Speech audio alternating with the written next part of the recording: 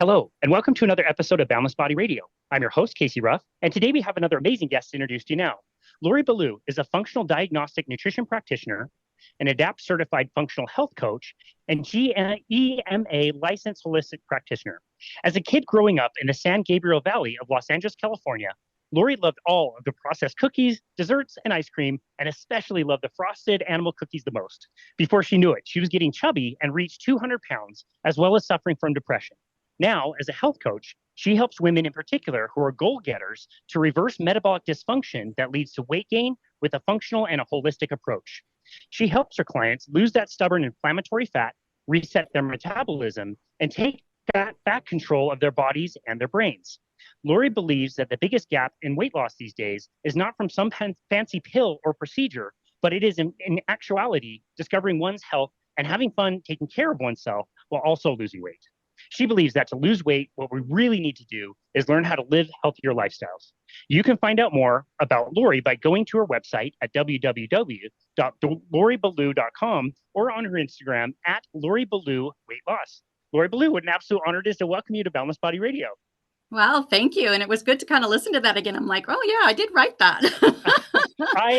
I did a very poor job reading that. I stumbled through a few times. To be fair, there's a lot of really big words there, which just to me tells me that you're very, very smart and educated. And I just had a tough time getting through such big words. So thank you. Yeah. very well decorated. Sometimes I forget about that, because I get so excited about everything that's happening. And, we just need to look at this as a lifestyle and kind of transition from the diet mindset into how can we support our body and have the best health we want. And then we got to look at how to do that. It's not just diet. It's not dieting. We have to program our body to have weight loss. Yeah. I love that. I can't wait to deep dive into that with you today. I love your approach, and you have such a unique story, and we're definitely going to get to your story.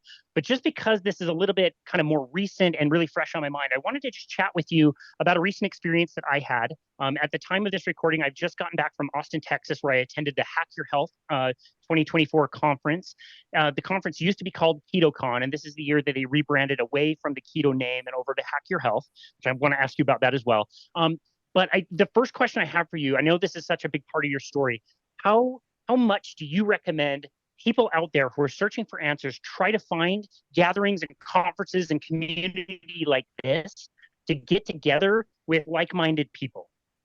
I think it's huge. I was outside grounding, practicing that very message and thinking about that. I was like working on my, what I'm going to talk about today on this podcast. And I'm like, that's what got me excited. If you can pull an excitement, find your tribe, find like-minded individuals that you want to have the health that they have, and you take they're already the N-in-1 study. They've already done it. They've got the results. They know what to do. If you can get excited and follow those people, and when you follow people that have those results, you get those results. Because if you're just going to follow people eating ice cream and pizza, you're going to have a body that is sick and overweight. But if you follow people who are already understanding and getting excited about lifestyle change, that's where the power is. And that's what helped me, because I did follow Dave Asprey with the Bulletproof Conference.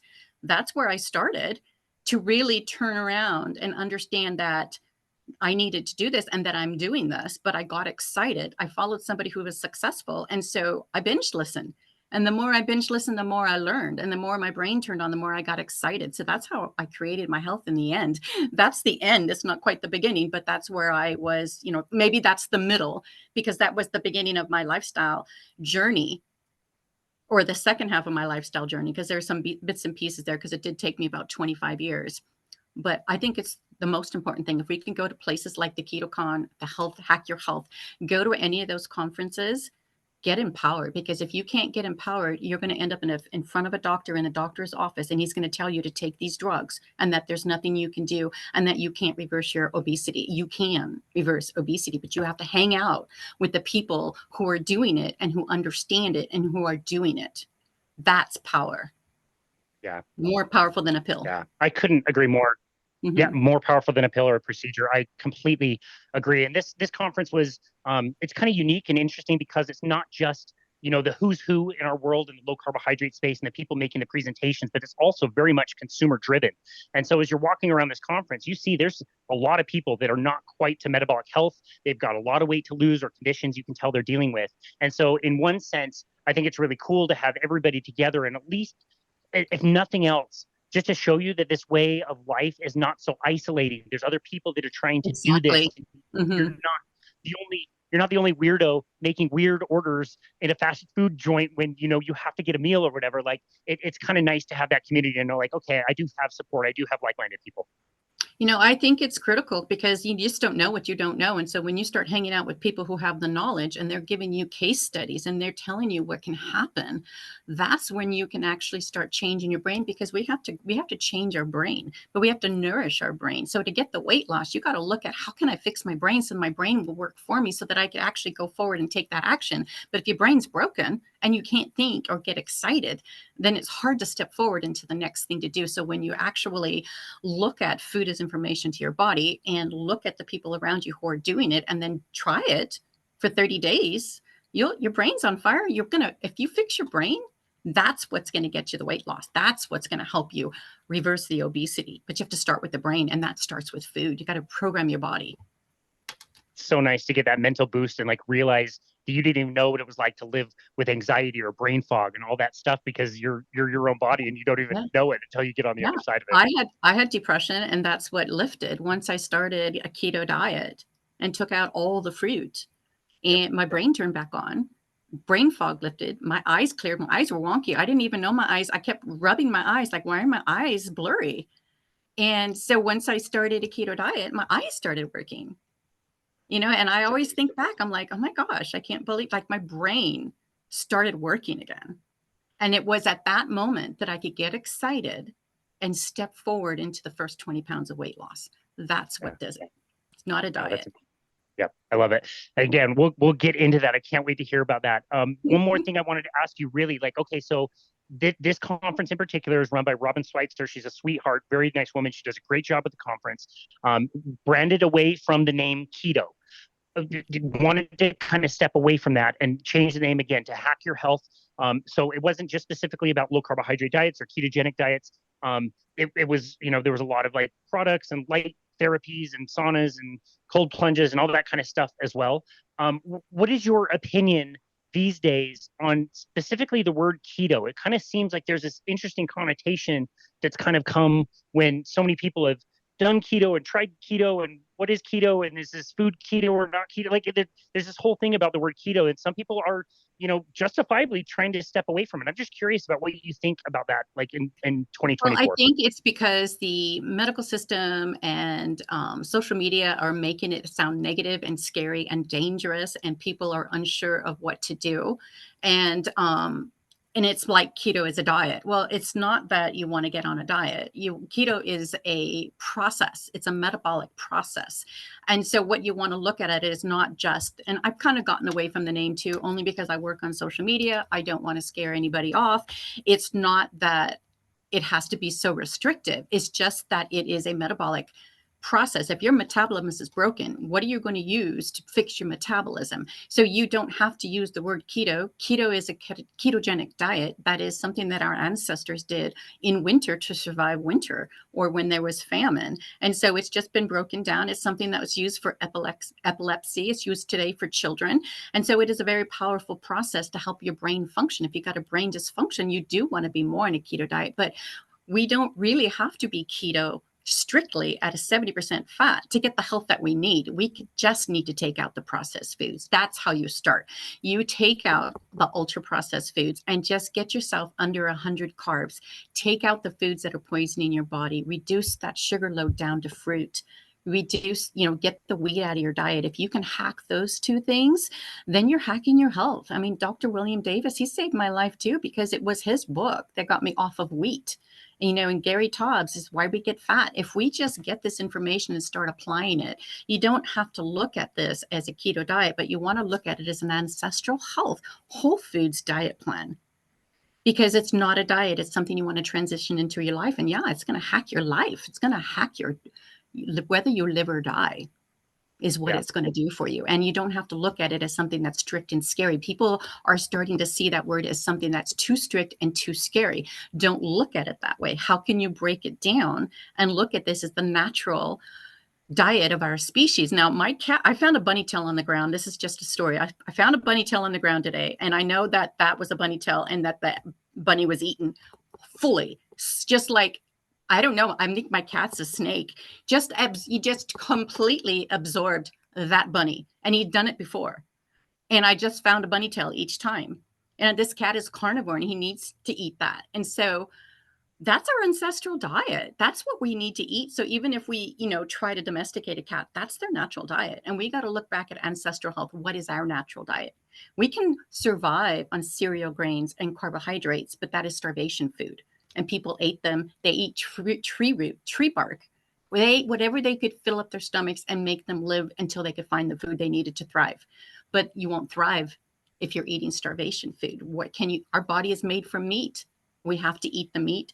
And so it's not about looking at a term and being on that term. That's why I've named my method the holistic low carb method, is because there is so much more than just diet that's involved in it. You got to hack your health. I've become a biohacker. That's how I've succeeded at not just losing 100 pounds, but keeping 100 pounds off. Because it's not a diet. It's a lifestyle journey that you want to create. You got to hack your health. Exactly. It's a great term.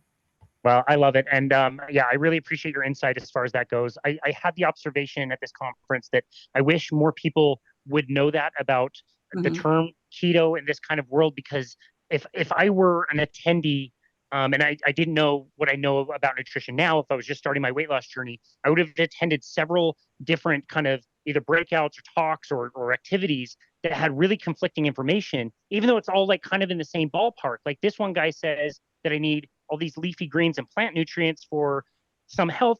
These other people are all carnivore and they say I don't. This person said you need to have a lot of fat for your hormones as you're aging, going through menopause. And this other lady says, no, you actually need to focus on the protein. You need the fat to be really low. So even within this world of a lot of people trying low carb, there's so many of this like minutia that we get caught up in, and like, oh, are you fasting for 12 hours? Are you fasting for 14 hours? Like at the end of the day, like, come on, like we're not really getting to like the message that you kind of alluded to there, which is like, yeah, we should probably be spending some time in ketosis. And if we have a lifestyle that aligns with how we've evolved, that will naturally happen regardless of what the exact particulars are, Yep. And that's pretty much what I've discovered over the last 8 years, because I believe I started keto. It's getting harder to remember. I started my keto diet at the Bulletproof Conference, and that was about 8 years ago, because I actually reference it towards, I had just gone on a hike at the Grand Canyon. And soon after that, I started at the diet at the Bulletproof Conference and started changing my life. And I forgot where I was going with this, but it's basically, if you start making the changes, and then over the last 8 years, what I've done is fine-tuned everything that worked for me as a woman over 50 and all the lifestyle factors that work. And I'm a voracious reader. I listen to all the podcasts. I'm binge listening to your podcast. I'm learning from so many people. I'm loving all of it. And every time I pick up a new piece of information, I stick it in my brain. And, and I've got this puzzle growing in there, and it's about everything you addressed. Yeah. Should we be carnivore? Should we eat more vegetables? Do we need more fat? Do we need more protein? What exactly do we need for our body? Each person's a little different. That's why I run functional diagnostic labs with my clients, to find out what's going on in your body.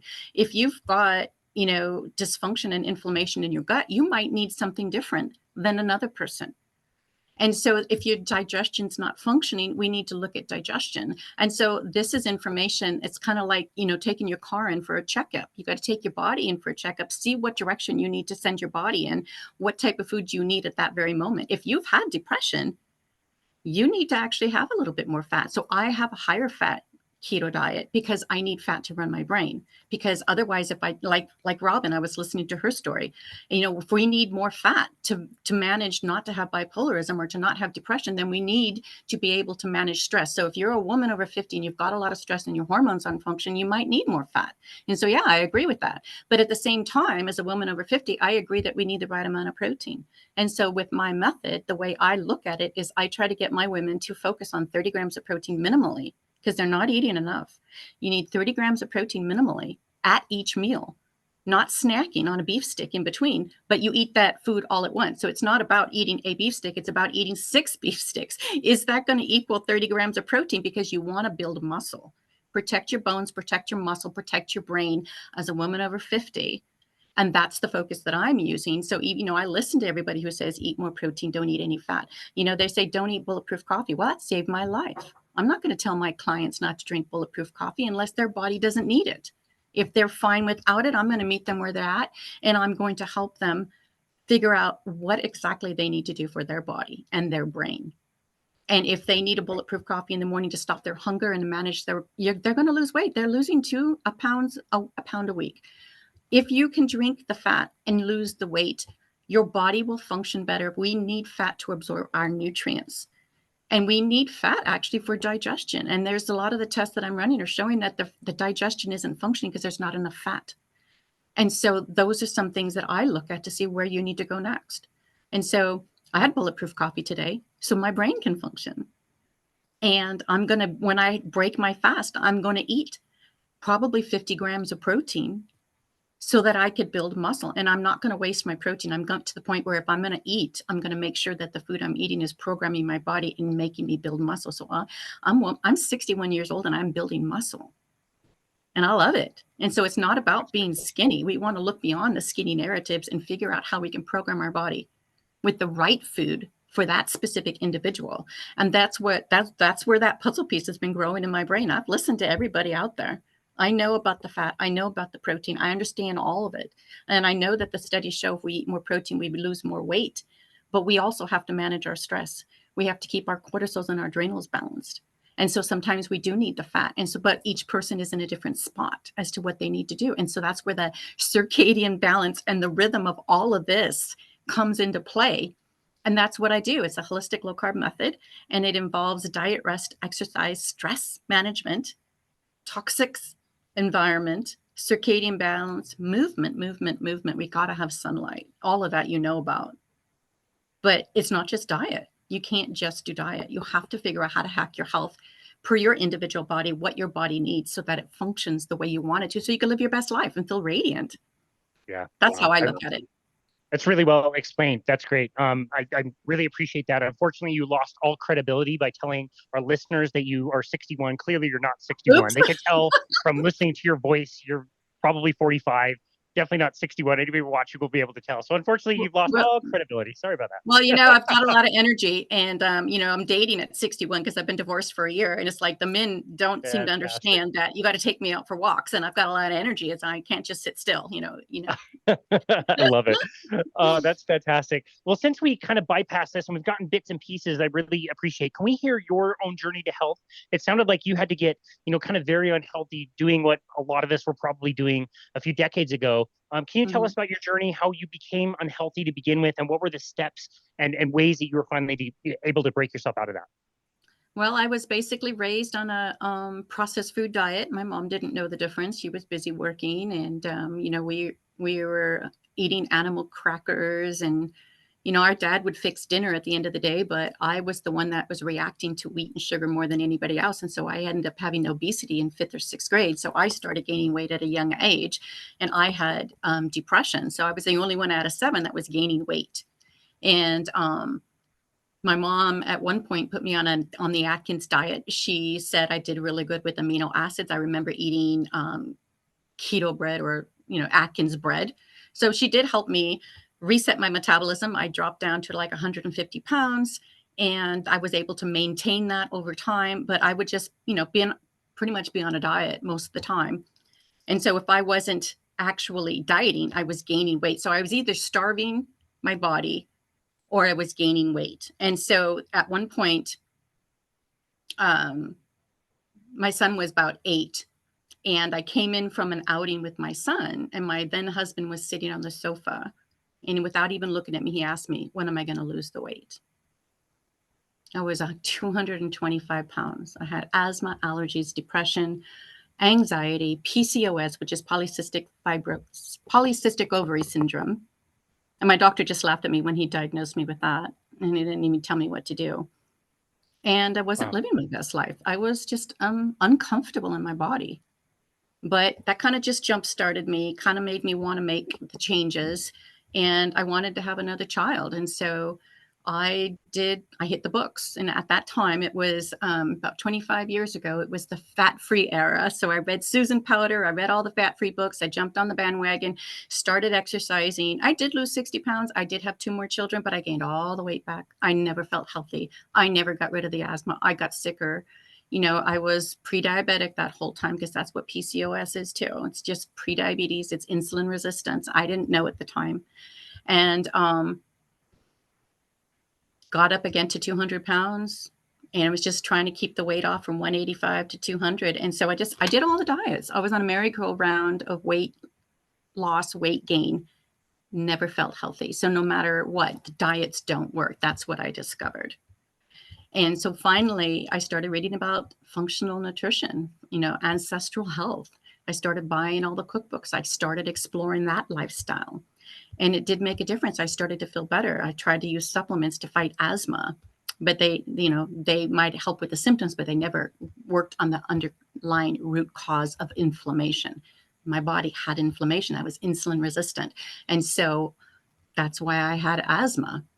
So what I ended up doing was reading more books. I started working at a natural food store. I was in charge of the books. Once I found out I was a book reader, I would read all the books, I'd buy the books, and I'd absorb all this information. Like, why do we get fat? The Wheat Belly book by Dr. William Davis, Cordain's book, Rob Wolf. I started reading paleo nutrition. I started getting excited. I started experimenting. I went on the HCG diet. Everybody thought I was going to die. Oh my God, you can't do that. You're going to die. I'm like, why? Your brain needs sugar. I'm like, no, I'm going to do this. And so I lost all the weight. Everybody wanted to do that. Everybody got on the bandwagon. We sold it to all the people that came into the store. It was just a really interesting thing. But you gain all the weight back. As soon as you turn your insulin response back on, all the weight comes back. That's what I discovered too. And so I finally got off the wheat. William Davis, Wheat Belly book. I got off the wheat. Once you read that, you won't want to eat wheat. So that's a really powerful book. And then all of a sudden there was, I was pretty much down to honey, but I could feel my insulin switch come on. I could feel out of control. I didn't like how I felt. And one time I was doing like I had a raw vegan at the store. The nutritionist was a raw vegan. And so we had some raw food brought in through the store to sell. And there was this apple pie it was apple pie with honey. It was raw. It was nutritious, right? I drove 2 hours to go buy that pie, and I bought 2 of them and ate them all up. Because when your sugar switch is turned on, you will seek out the food that you think is healthy for you, that you want to eat. And you have no control over this. And so have you ever found yourself getting in the car and driving for, donuts, or driving out for ice cream? I did it. Frozen yogurt, I thought it was healthy. Fresh bagels, if you get them fresh, they're healthier for you, right? So if you go and buy them fresh bagels, then they're healthier than the ones in the store. I myself was convinced of all that. But so it took me a long time to get off the food sensitivities, but I got off the wheat, finally got off the honey. That was down to fruit. So that's where the Bulletproof Conference comes in. I finally went to a Bulletproof Conference because while I was working in the natural food store, we would go to the Expo West, Natural Food Expo, and I got more into discovering about the Bulletproof diet and ended up going to the conference.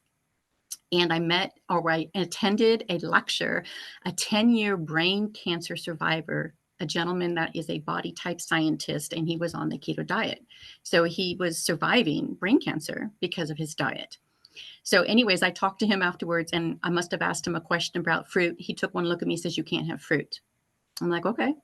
That very day, I transitioned into keto or into low carb because it's just an ancestral diet. I took away all the processed food. I took away all the fruit. That's when my brain turned back on. That's when my vision cleared up. That's what saved my life. It saved my life because I could get excited about life and I could get to the next level of the health that I needed to hack. So I dropped 10 pounds, got my vision back, went back to school, recertified.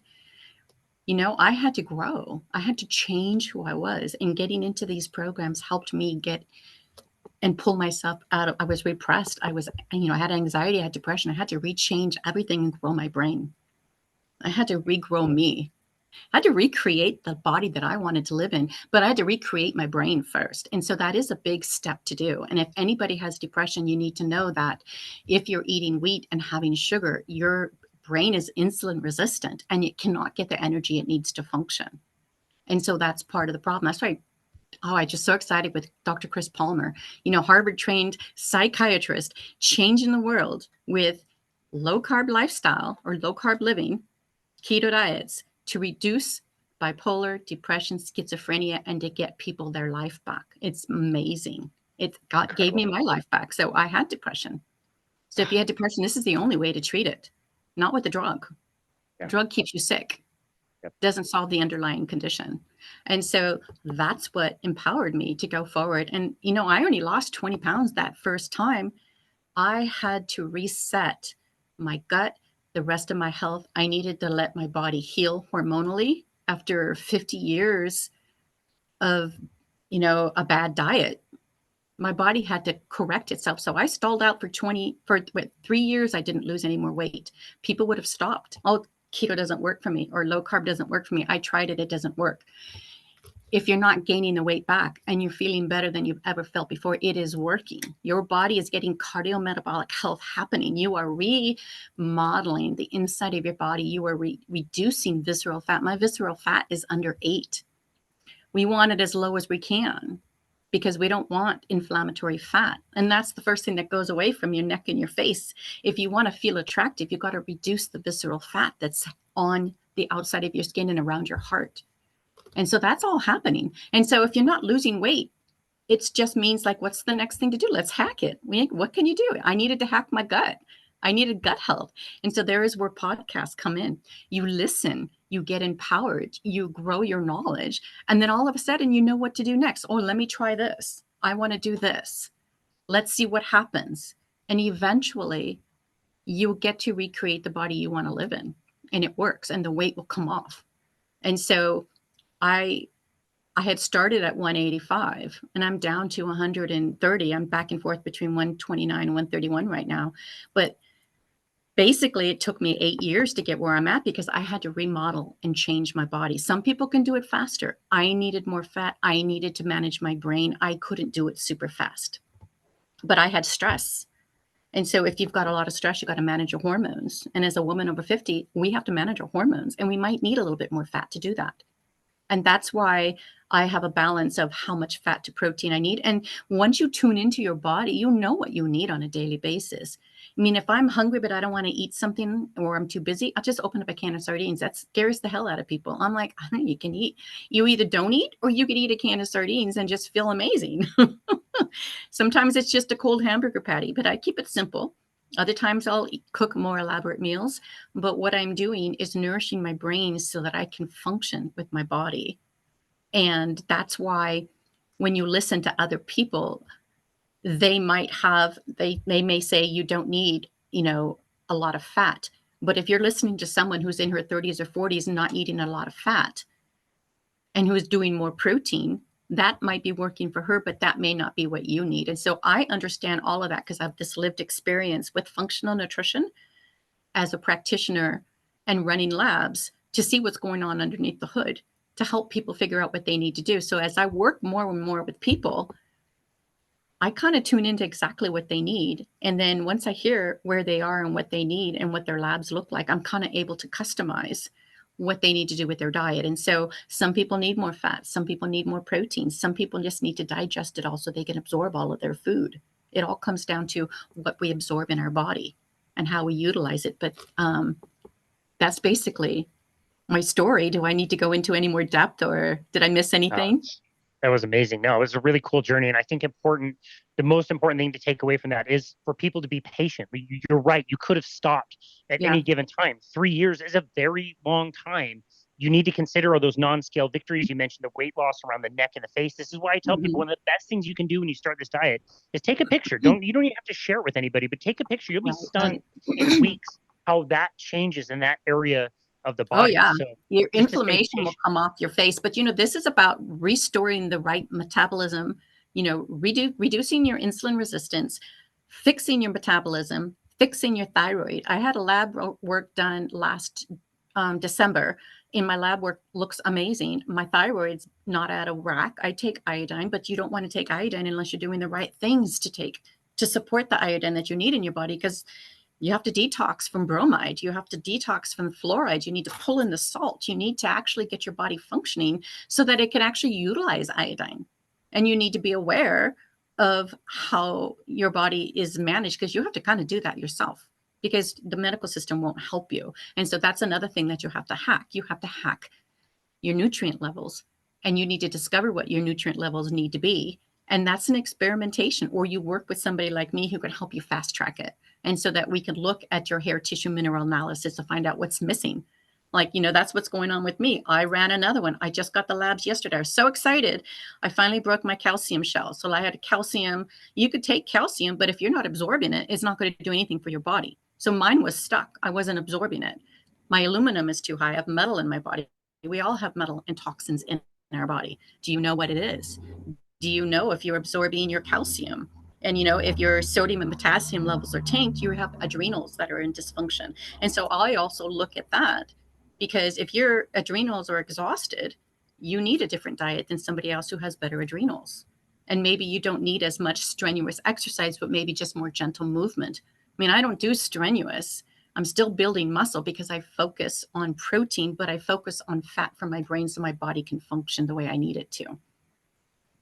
And so those are just, it's just, you got to piece it together. That's why I really do like that hack your health. You just have to piece it together and not get scared about a term.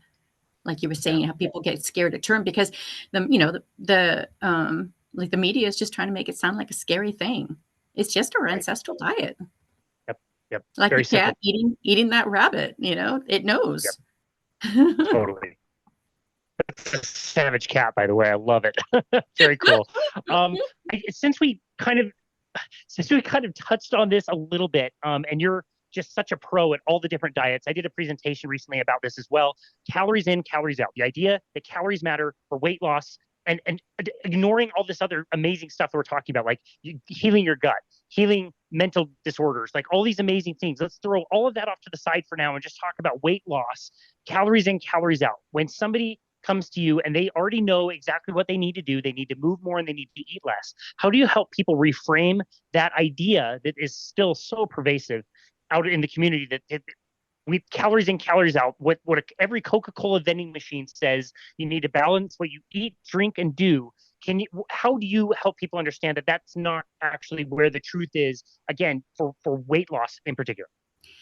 So the way I always like to frame it is you need to look at insulin resistance and your blood sugar. As long as you've got glucose in your blood, sugar in your blood, any kind of glucose, all carbohydrates break down into glucose and they go into your blood. So as long as you have that in your body, you are going to be a sugar store. You're going to be storing fat instead of burning it. And so when we want to look at the quality of the food we're eating, to not have sugar in our blood. And so when fat and protein don't add sugar to your blood. And so when you eat the foods that don't have sugar, then you actually don't have sugar in your blood. And so this is not about the calories in, because if they're not causing you to store fat, they're actually helping you burn fat. You want to look at food as which food's going to help you burn fat versus store fat. And that's why I like to look at this as flipping the sugar switch off. Because if you look at this as what calories do for your body at the hormonal level, because it's not about calories in, calories out, because you could eat 100 grams of a Snicker bar or 100 grams of a broccoli, and that broccoli is going to help you detox and have a better gut so you can lose weight more naturally. But that sugar is going to, from the candy bar, is going to store as sugar and you can't burn it. And so you can exercise as much as you want, but as long as there's sugar in your blood, you're going to burn that sugar that's in the blood before you burn the fat in your body. And so when you're actually using movement to just empower your body, to give your body signals that you want to be metabolically active and that you're actually need to be active, that you want to be active, your body will work for you. So it's almost like the movement is actually creating stronger mitochondria and helping your body function the way it's meant to. Like, I like to follow Dr. Sean O'Mara, and he's very big at sprinting, because if you sprint, it's like you're mimicking nature. Like we would run from danger, but would only be for a moment or two. And then your body would actually burn the visceral fat. because it needs instant energy. And so you don't have to jog for 10 miles. That actually creates more visceral fat because your body doesn't understand why you want to create that much oxidative stress. And so when you just do moments of exercise and get out and ground and plug yourself back into earth, you actually programming your body for weight loss. And that's how movement helps. And that's how sprinting can help, because it reduces inflammatory fat. But the calories in, calories out thing it's not about that, because food is information to your body, and you want to look at food as programming your body for weight loss. You want to be training your body to burn fat by being a fat burner, not a sugar burner. As long as you are eating, working on weight loss as a calories in, calories out approach, you're actually, if you do lose weight from that, you're losing fat, bone, and muscle. And then you're using willpower. You're starving your body. You're not giving your body information. And then when you stop doing that and you think because you're on a diet, you're going to gain it all back, but you gain only the fat back. When you look at this process as a hormonal process, when you're losing the weight on a hormonal process, there's no sugar in your blood. So you can tap into your body fat and burn the body fat. And that's why I love to say, flip the sugar switch on or flip the sugar switch off, because you get to control that. And so the more that you're a fat burner, the more you're going to actually create a better metabolic rate in your body. You're going to set your weight point as you lose. That was what was wrong with HCG. You would never really reset your metabolism. And so when you're on a low calorie diet, you're just like pressing it and kind of like squashing it down, that fat cell. You're kind of squashing that fat cell down, and then it rebounds back. And so what you want to do is delete the fat. You want to burn the fat. You want to train your body to be metabolically active. And so that if you want a little bit of sugar, your body will burn it fast, but you could flip right back into being a fat burner, and you'll get that metabolic action. And so this whole thing is programming your body to be metabolically active, to not be a sugar burner, to be a fat burner. And so when you're looking at calories in, calories out, you're not looking at food as programming your body. You're looking at something as just trying to starve your body. You're starving your body of nutrients. You're not giving your body nutrients to actually heal. Like, what's your liver look like? If you're putting sugar in your body, your liver's unhealthy and you're going to have fatty liver. That doesn't help you lose weight. That keeps you inflamed. And so this whole process, what you really want to look at, and this is sometimes overlooked and undertold, is that when you actually do this process and turn yourself into a fat burner, what you're actually doing when you flip that sugar switch off, you flip your disease-causing genes switch off. You're practicing epigenetics. You actually have the control to reverse obesity. I heard someone say obesity is a disease and you can't reverse it. I reversed obesity. My brother reversed obesity. You have to choose to do it. But if you can't do it as a sugar burner, so if you're looking at calories in, calories out, you might lose weight. You're going to always be hungry, but you'll never turn off your disease-causing switch by doing that process. And so you want to look beyond that. What is the actual benefit of food as information to your body when you go beyond that? And so you want to look at it as a whole body hack. Turn off the disease-causing genes in your body, reverse your obesity, and you reverse your risk for diabetes, cancer, Alzheimer's, Parkinson's, all of that. I don't have any of it. I'm not on any medications. I don't have any disease in my body. I have no pain in my body. I just celebrated my 60th birthday last year, walking rim to rim at the Grand Canyon, 24 miles. It took me 14 hours. I didn't do it swiftly, but I did it. I felt amazing at the end of the day. I did have a little bit of knee pain, so I did kind of like wear my knees out. But they healed up pretty quick. But the thing is, my legs were tired, but I felt amazing. And within 48 hours, I was back to normal. And so that's, all good. And so when you want to look at this as not a weight loss process per se, like a diet, you want to create a lifestyle where you're stronger, where the weight comes off naturally, where sustainable weight loss, where you never have to gain it back again. I'm never going to gain this weight back again. And that's the other thing, if you're looking at trying to keep your calories low, when you go back to eating the ancestral way naturally, you only eat like 2 meals a day, maybe one. If you're busy, if you're not hungry, you don't overeat. And that's how you keep your calories down without looking at it as a calories in, calories out approach, which doesn't work, because Dave Asprey tried that for a whole year, 360 days out of the year, and he documented it. He ate vegetarian salads, exercised every day for an hour, and didn't lose a pound. It doesn't work. Diets don't work. That's what I discovered. I have obesity gene, and you can flip it off. You do not have to express it. It's so cool that you can do this. I lost one sister to 400 pounds, and she passed away, by 65. Our dad died from diabetes, kidney disease, and all of that. I didn't know any better at the time, but by the time I got a hold of my brother, I'd already been through FDN.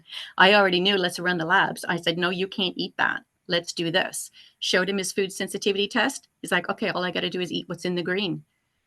He doesn't have any diabetes. He's not on any medication. He's off all medications down to his weight loss. And so if you go to my Instagram, you can see his pictures. And he was walking death. And he would have done the same thing. He would not be alive today. Wow. Because he would have succumbed. I mean, if you're over 300 pounds as a white male, you're on your deathbed. You just don't know it.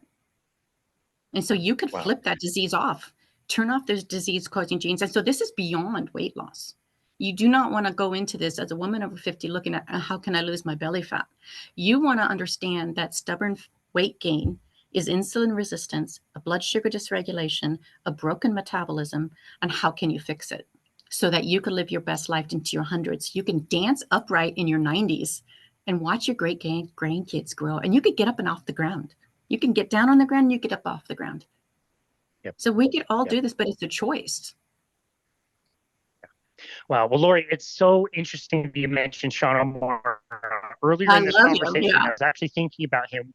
He's amazing. We've hosted him on the show today, and we've hosted him on our show before. One of the main points that he made is the problem we have in society now is the people that are performing are so young. They have no experience. And what you were saying is you were gaining so much experience and learning so much. That's what you get when you live a life, is you get all this experience. But the problem is the way we're aging, now we're not performing. And what we need is people that have gone through a lot of experience and are also going rim to rim on their 60th birthdays, because that's what we're supposed to do. Like I heard a saying once, it's like, don't listen to anybody who wants to talk about nutrition who isn't at least 40 years old.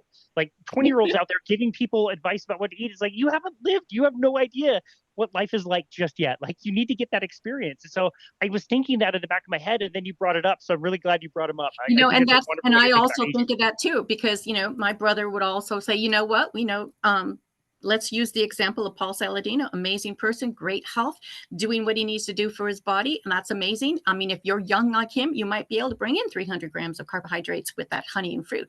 I told my brother, I said, no, you cannot do that. That's not your health. And I was explaining that to a client. If you have insulin resistance, it doesn't matter. And if you have food sensitivities for wheat and dairy, and you have a gut test in front of us that's showing your antigen response and inflammation in your body, even if you're intermittent fasting and trying to have a little bit of cake because the glucose goddess says you can have some cake and it won't raise your blood sugar, this is not going to support you and your goals if your food sensitivities are showing otherwise and you show inflammation in your body, and that's going to increase the inflammatory load on your body. You have to look at it from where you are. When you're healthy, then you can experiment with how much fruit, how much sugar or honey you can take in there. If you rebound and your brain shuts off and you start to binge, then you can't have it. You want to look at your body long term. It's like, what can your body do?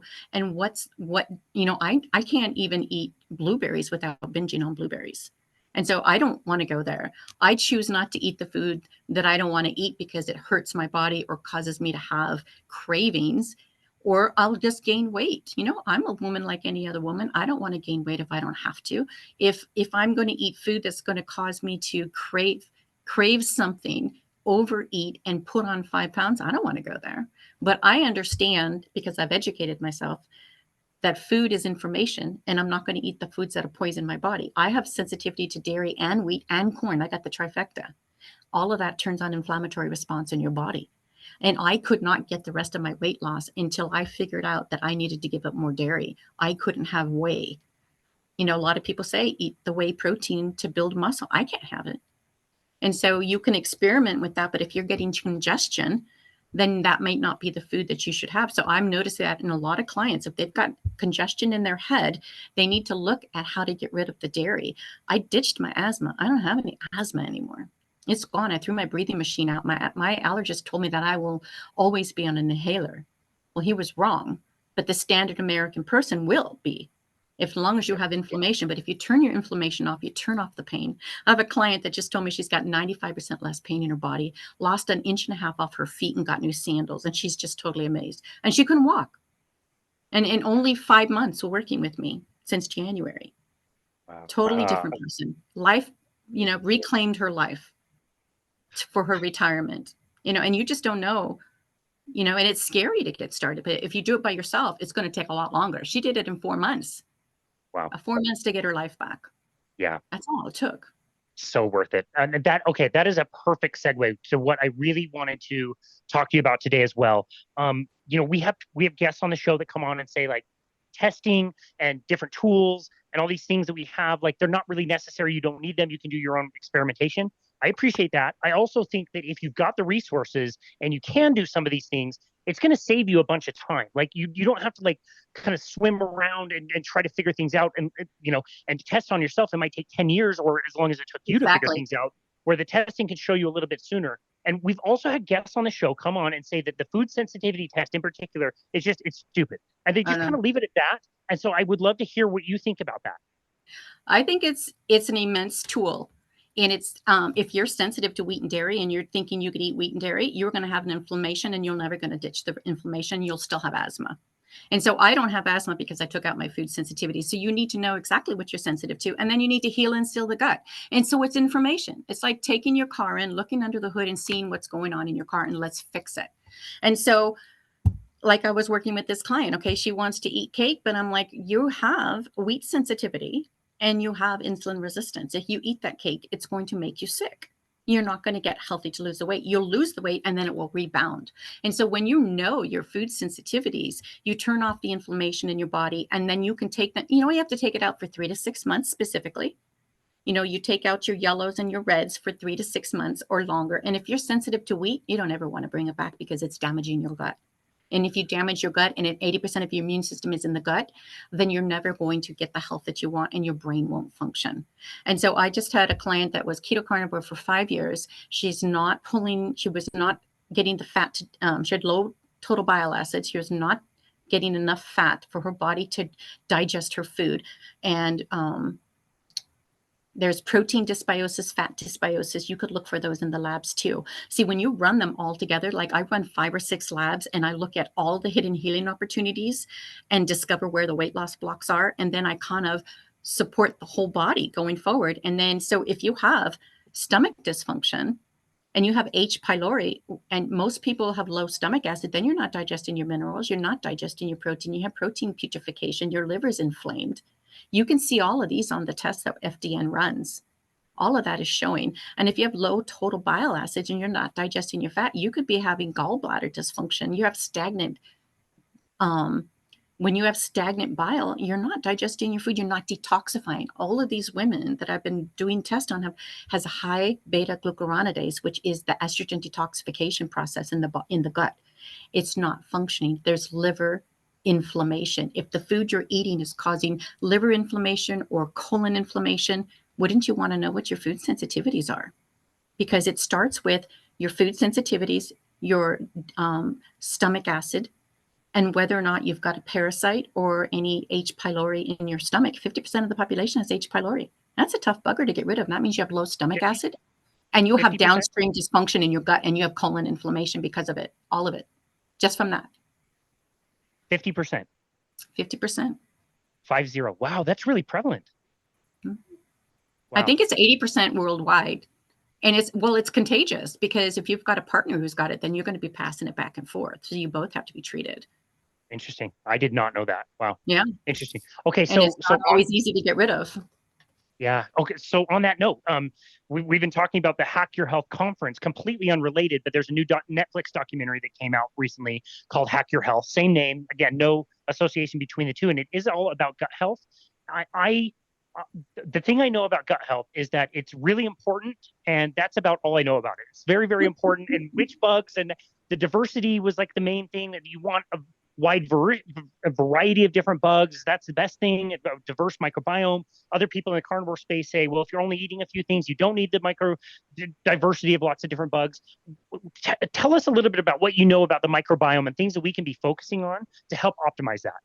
Right. So, I mean, that is still an emerging field of trying to understand, between low carb and keto as to how much gut health do we need. And I think it's individual, which is why it's always so confusing as well. Because I just ran a second GI map test with a client who's doing a retest. So she's showing better on her pancreas. She's got better pancreatic function. She's showing better autoimmune bacteria. And so I can see exactly what her bacteria is doing. So I can see a lot of changes that are good, but then there's also, she needs to shift her bacteria a little bit. She needs to bring in a probiotic and shift it because it went a little too low. And so a lot of the times, well, there's a bacteria in there called Akkermansia, and it's the mucus loving Akkermansia, and it creates health. And so we want a mucus layer, but if we don't have the right amount of Akkermansia to get in there and housekeep for us, it might eat you because there's not enough mucus. And so we want to feed Akkermansia polyphenols. And so the whole idea is to get polyphenols into our body, functional health wise. That helps you have a better gut health. So now I still don't quite understand how being full carnivore manages that gut. So that's something I am still trying to put in my brain and understand fully. But I do know that we can look at the gut and we could actually bring in the right foods to help manage it. So there's two phylas. We have like Firmicutes, which is your fat bacteria, and your Bacteroides, which I call the skinny bacteria. So when we eat sugar, we feed the fat bacteria. Just keep that simple. And so when you're eating more sugar and processed carbs, what you're doing is feeding Candida, the fungus. You're going to have higher sugar cravings because that fat bacteria and the Candida want that sugar. And so then you will crave more because of those bacteria. When you eat more of a low carb diet, you're actually feeding the Bacteroides, which is your skinny bacteria. And they like fat. They like butter. They like butyric acid. They like short chain fatty acids. So when you drink olive oil, eat olives, eat the collagen. Collagen is a prebiotic fiber. So when you're on a carnivore diet, they're getting more collagen. Usually on a carnivore diet, you don't want to just eat meat only. You want to make sure you're eating the whole animal. That's what I understand. When you get the whole animal, like my cat ate that whole bunny, just absorbed it into his body. So he got all of the skin. He got what was in the stomach. He got all of the heart, everything, but the bunny. He doesn't like the bunny tail, but he ate everything else. So when you eat nose to tail, you'll get all of the nutrients that are going into your gut to kind of program the bacteria to do what they need to do. And so that's where the balance comes in. Some people need to take it all out if they're reacting to vegetables. When they take it all out, their body can reset. And other people have detoxification issues where you need, from what I'm understanding and looking at the test, where you can use things like broccoli to program your body to detoxify and correct the estrobolome, correct beta glucuronidase, and get your body to detox because there's inflammation in the gut. And so you could either bring in the vegetables to do that, or you completely take everything out and let your body naturally manage it. But the whole idea, from what I understand, is we need the short chain fatty acids. We need the butyric acid. We need to create short chain fatty acids for our gut to heal. Some people can do it on carnivore, and maybe some people can't. It just depends on each person, I think, because I've heard of other carnivores say, I did that, but now I need to be more keto. Why do they need to be more keto? They need something in their gut to manage it. So each person's going to be a little bit different. And I think that that's also going to, manage your, we want to manage our calcium absorption so that we don't have osteoporosis. We want to manage our brain health. What's going to make your body and your brain function for each individual person along an ancestral health process. That's how I look at it. I kind of look at the whole body and what does the body need and what can you tolerate. If you do better without the vegetables, then that might work for you. Do you do better with some vegetables? Like right now, I'm doing a metal detox. I ran an HTMA, which is a hair tissue mineral analysis, and I was using some zeolite. I had diarrhea for like a couple of years, but I've been dumping metals as I correct my adrenals and my mineral levels. I'm throwing metal out of my body. So every time I throw metal out of my body, I end up with diarrhea. So all of a sudden I had diarrhea again. I'm like, oh my God, really? I've been taking zeolite and I thought it stopped working. All of a sudden, because I've got it in front of me right here, all of a sudden my calcium shell's down. I'm down to 80 and I've been stuck up over to almost 300. And so that's when it's a 300, it's like a calcium shell. And so these are how the tests can really show you what you need to do. So I'm working on my mineral balance, absorbing my calcium. As I get my salt potassium up, my calcium comes down, but my aluminum has been causing my calcium to go up. So now I'm mobilizing mercury, cadmium, aluminum, and nickel and throwing it out of my body, and it's coming out through my hair. But now my calcium's down, and now I can absorb calcium into my body. But you can't do that by taking calcium if it's stuck, if the minerals aren't balanced. And so those are some of the things that you could see on the lab work. So you can collapse the time it takes to get healthy by running specific labs, and there's, you could just do it like I did initially, which was just take out the low carb foods and let your body get into balance. But it took me 8 years because I didn't know what I didn't know.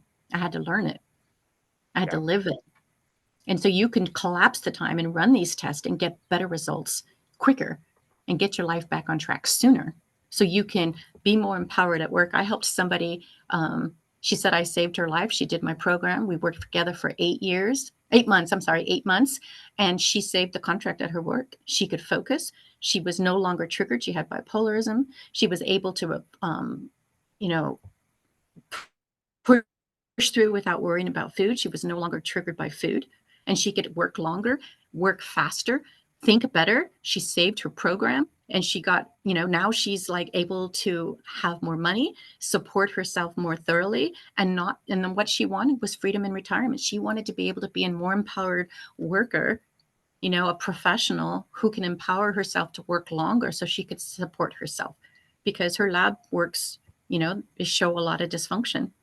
You could see what was wrong and what she needed to correct, but she had to get the weight out of her diet. It was really hard for her. Yeah, but she was it's doing so interesting. She could.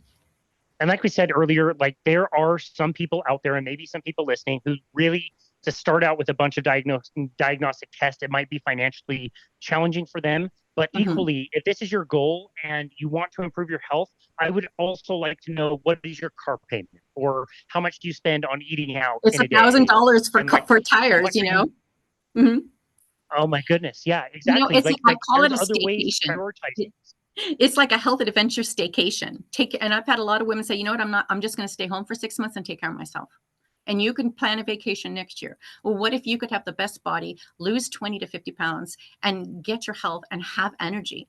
I mean, if you're not walking and if your body's in pain, what can you do? If you could run the labs and find out what's going on in your body and correct it and fix your digestion so that so when you're 60, you can walk across the Grand Canyon. I mean, you want to fix your body so it works. We could live to our hundreds, but if we have to take away the interferences, like with that food sensitivity test, I've got clients that are sensitive to beef. I've heard about, if you're sensitive to beef and you're on a carnivore keto diet, you need to know that. And so you need to heal and seal your gut and correct your gut so that you could actually bring beef back in. But if you need to switch to deer or elk or bison, so you could lower inflammation in the next 3 to 6 months, so you can get your body less pain, have less antigen load on your body, that's foundational. So for people who say you don't need it, that's their point of view. But I've got the lived experience, and I work with obesity. And when my clients see what their food sensitivities are and can change the pain in their body by taking it out. One client had foot pain was gone in 9 days when she started my program. And like I was saying, the other clients start in January, 95% less pain in her body. That's what you get. So this is what I call turning up the pain of inflammation in your body. I don't have asthma anymore. I don't have any pain in my body. I had degenerating knees. It's all gone. You can make your body what you want it to be by flipping the sugar switch off, turning off the disease-causing gene in your body, and reducing and reversing obesity. You want to take the visceral fat away from your heart, take it off your face, get yourself to look more attractive, feel better in your body. You can go shopping. Yep. Yeah. New shoes. And then go on that vacation, you actually appreciate it. Exactly. And that's what people need to think about. Can you get your body on track? Do the staycation. Put yourself in a health adventure experience for weight loss and diabetes solution. 6 to 8 months. And 6 months, you get your life back. 6 months. That's all it takes. So amazing. That's so amazing. Well, we have just provided all the listeners and watchers about 2 hours of content in 1 hour's time, because both of us are so excited and talk a bit fast. And that's great. Lori, this has been an amazing conversation. I've really appreciated your points of view on things. I love hearing about your story. I love the way that you're working with your clients and the stories of your clients getting amazing results. I Oh yeah, can't get and I enough of know that this kind of is stuff. mostly talking, but I did want to show this picture if you can see it if you're on YouTube. But Yeah, this was me, that's and it was crazy. That does not about look like you at all.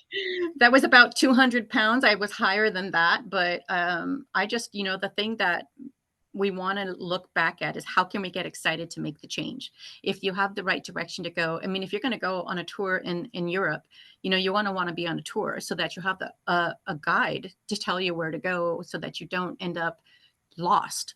And so the same thing with getting in a lifestyle change and to work through a weight loss lifestyle that you want to create is to hang out with somebody who can help you do it faster. And so that you don't get lost and that you can, you know what to do. So like I said, I've got the puzzle in my brain. I've been filling it in for years, my whole life. So I know what works for diabetes.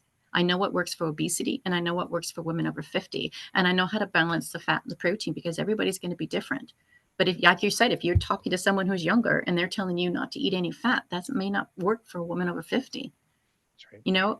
It just depends on what your body can tolerate. Some people, like I had one friend, she was empowered, did everything I said, did a bulletproof coffee, followed Jason Fung, binge watched all his stuff. And she had walked the Grand Canyon with me one time, excruciating knee pain. Called me up one April and said, Lori, I just lost 40 pounds. I'm like, what did you do? She goes, I've been listening to Jason Fung, and I've been OMAD and I lost the weight. So 50 pounds came off really fast for her, and that worked for her. And so everybody's going to be different. Not everybody can do it that fast. Some people have to correct what's going on in the body. Yeah, well, that's amazing. And you would be an amazing guide for all of our listeners out there who want to get more information. Where can people go to find you and connect with you and your work? Yeah. So my website, as you were saying, is Lori, Loribalue, LoriBalue.com. And so you could find me. I'm the only Lori Balue out there. And I am on YouTube. I have a viral video you might want to listen to. It's super exciting. The women out there were totally empowered by it. And it's my YouTube station is Lori Balue Weight Loss for, I think it's holistic low carb for women over 50. And then I'm on, I have a Facebook private group that's also just tag me at Lori Balue, and I'll give you the tag for it. But it's basically holistic, low carb weight loss and diabetes solution for women over 50. Maybe it's a little too long, but that's what I had titled it. And then I'm on Instagram all the time. I'm out there trying to empower you, inspire you with reels. All of this comes from my heart. I've got the lived experience. I understand what it feels like. I know we're worried and overwhelmed about everything. Like you said, there's so much information out there. But when you work with, like me or you, we know how to fine tune it because we've been through it. We understand and listen to all the experts. And when you listen to everything and take your lived experience, I can then say, no, you can't do this because you have insulin resistance. Let's fix the insulin resistance. Let's fix your blood sugar. Let's fix your metabolism. And then you double check to see what you can do in 6 months. If you want to do that in 6 months, you might like the body you have and don't want to go back to the body you had. You have to make the change. You have to get out of feeling uncomfortable and figure out what comfortable feels like before you could finally make the change to not want to go back to the foods that were poisoning your body. People just don't know that they could feel better. But that's what I'm here for, to help you feel better. Yeah, that's perfect. It's so interesting too, all the people that do end up going this way. It feels like a terrible sacrifice in the beginning, and then they go back and do a cheat or something and have some of the foods they had before, and it didn't even taste good. It wasn't even like worth it. No, but the thing is, that's why the food sensitivities test is so powerful, because you can see it in black and white, and you know that the foods that you can be reacting to. But the same thing is you can have those same food taste change. And once you change the bacteria from fat bacteria to skinny bacteria, you change the taste that they have. And so they no longer force you to eat the other foods, and you can say no more readily. So when you get out of the food addiction process, you're able to make the decision. Because at that point, when people say, I can't do that because I want to eat my pasta, or I need to eat this, that's the bacteria talking. That's the hormonal reaction. That's your food addiction talking. You could still eat a protein pizza. You can still have the flavor of pizza. You just make it keto. Make everything keto. That's all you got to do. Get a cookbook. Make things keto. Get excited. Get out of you got to ditch the food sensitivities. I mean, you got to if you're addicted to these foods, you got to remember we're addicted to the foods. They make you feel good, but they are an addiction, no different than alcohol. Sugar went around the earth faster than any substance on this earth. Right. It is highly addictive. Rats that are addicted to cocaine will eat sugar before they eat that cocaine. It is a drug. It looks like a drug side by side. It is white poison. Couldn't agree more. Yeah. Lori, this has been amazing. Again, thank you so much for taking You're time out of your welcome. busy life and bringing so much energy and education to this conversation. I really, really appreciate it. Thank you so very much for everything you do. We'll be sure to tag everything. And again, thank you so much for taking You're time and welcome. energy to do this. Really, really appreciate you. It was really fun. It was Appreciate really it. fun. Absolutely. And this has been another episode of Boundless Body Radio.